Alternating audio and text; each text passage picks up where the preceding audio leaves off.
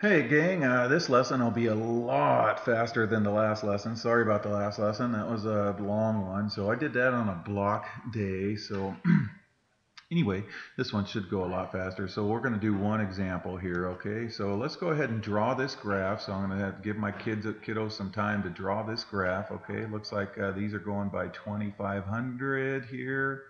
Okay, and these are going by ones on this one right here. T represents time, and Y represents whatever our growth or decay is. Okay, so here we go. In 2006, a boat was worth $17,800. Each year, it depreciated by 9%.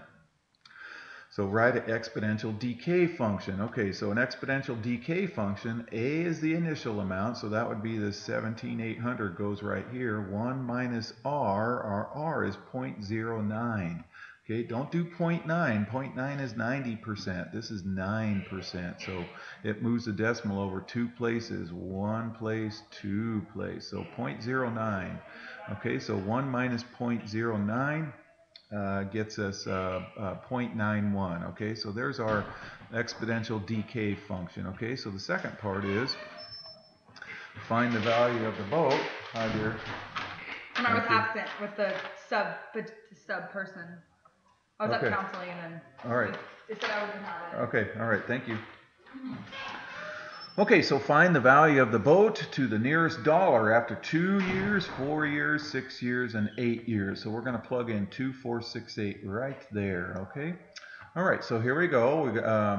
We know when we plug in 0 right here, anything to the 0 is 1, so 17,800 times 1 is 17,800. All right, let's plug in 2. Okay, so it's 17,800 times 0.91 to the 2 power. So go ahead and get to your calculator, use your exponent feature, so y to the x, or that upside down v, and when you do that you get 0.8281. So now we're going to multiply that by the 17.8 and we get that. Okay, so we're going to round it to the nearest dollar right there. Okay, all right, and then let's plug in 4 now. So here's 4, so 0.91 to the 4. We got to do the exponent first, and then multiply it times the 17.8. So we get this rounds to 12,207. All right, and then so let's plug in 6 and 8. So when we plug in 6 and 8, we get those two values right there. All righty.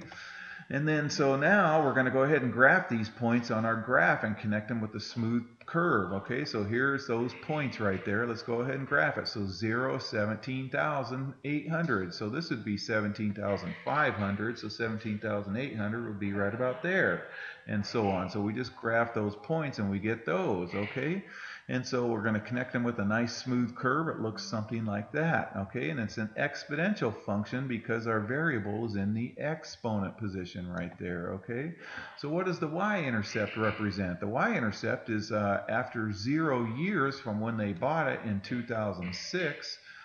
0 years, I should have a parenthesis right there. No, yeah, 0 years since the purchase, the boat was worth $17,800. What does the last point represent? This last point represents after 8 years, which is in 8 years from 2006, would take us up to 2014. Okay, the boat would be worth about $8,370. All right. Okay, I told you that lesson was fast. Okay, so there you go. So I got that from Mr. Baker. Okay, take care.